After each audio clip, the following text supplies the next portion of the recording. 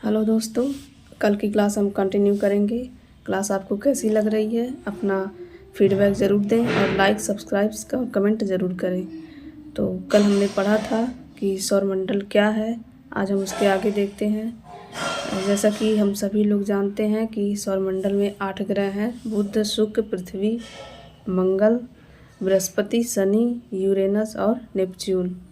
यहाँ पे कुछ ज़रूरी पॉइंट है, जैसे ये बुध, शुक्र, पृथ्वी, मंगल, इन चारों ग्रहों को आंतरिक ग्रह कहा जाता है और बृहस्पति, शनि, यूरेनस, नेपच्यून को बाह्य ग्रह कहा जाता है। अब इनको आंतरिक ग्रह क्यों कहते हैं? क्योंकि ये क्षुद्र ग्रह व सूर्य के बीच पाए जाते हैं और इन्हें पार्थिव ग्रह भी कहते हैं, क्योंकि ये पृथ्वी की तरह चट्टान व धातुओं से बने हैं तथा इनका घनत्व तुलनात्मक रूप से अधिक है।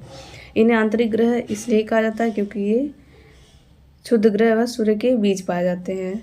इसी तरह जो ये बृहस्पति, शनि, यूरेनस और नेपच्यून है, इन्हें बाह्य ग्रह कहा जाता है।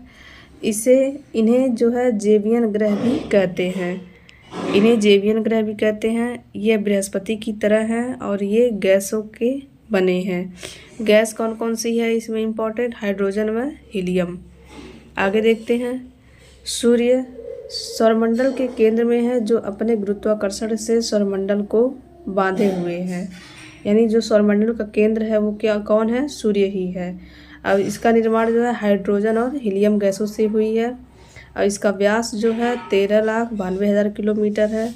पृथ्वी से दूरी इसकी 14.70 लाख किलोमीटर जो न्यूनतम दूरी है और अधिकतम दूरी है 15.10 लाख किलोमीटर, यानी 15 करोड़ किलोमीटर।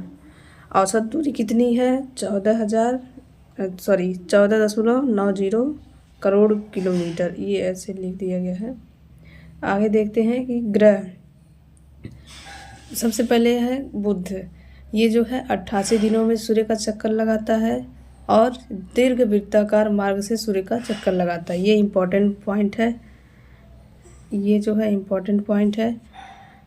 शुक्र को पृथ्वी का जुड़वा ग्रह भी कहते हैं, ये भी इम्पोर्टेंट है। ये आपको कथन और कारक के रूप में कहीं किसी भी एग्जाम में पूछ सकता है। चंद्रमा पृथ्वी का एकमात्र उपग्रह है, जिसका निर्माण जो है बिग स्प्लैट के कारण चंद्रमा का निर्माण हुआ था। ऐसा माना जाता है कि मंगल से 1 से 3 गुना बड़े चट्टानी पिंड का पृथ्वी से टक्कर होता है, जिससे पृथ्वी के कुछ भाग टूटकर अंतरिक्ष में बिखर जाता है। यही कालांतर में जुड़कर चंद्रमा का निर्माण करते हैं। चंद्रमा का व्यास पृथ्वी के व्यास का 1/4 है और पृथ्वी की चंद्रमा से दूरी 3,84,400 किलोमीटर है। चंद्रमा पृथ्वी के चारों ओर तथा अपने अक्ष पर चक्कर लगाता है। कितने दिनों में? 27 दिनों में। यही कारण है कि पृथ्वी से चंद्रमा का एक ही भाग दिखाई देता है और चंद्रमा पर जब भी धब्बे दिखते हैं, चंद्रमा पर पर्वत, घाटियाँ, गड्ढे, मैदान का होना ये बताता है कि जो आप सभी लोग देखते होंगे चंद्र पर कुछ धब्बे टाइप दिखाई देते हैं, वो धब्बे नहीं होते, बल्कि वहाँ पे जो पर्वत और घाटियाँ हैं, वो मैदान है, वही सब हैं जो गड्ढे के रूप में दिखाई देते हैं। चंद्रमा के धब्बों को स्पष्ट रूप से देखा जा सकता है कब? पूर्णिमा के दिन।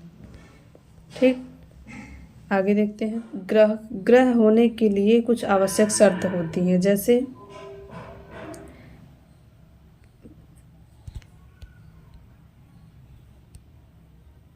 एक पर्याप्त रूप से बड़ा हो तथा उसका गुरुत्वाकर्षण उसे गोला बना सके, एक निश्चित पथ तारे की परिक्रमा करे और किसी अन्य के परिक्रमण मार्ग को न काटे, परिक्रमा कक्ष में आने वाले अन्य पिंडों को या तो अपने में मिला ले अथवा मार्ग से हटा दे।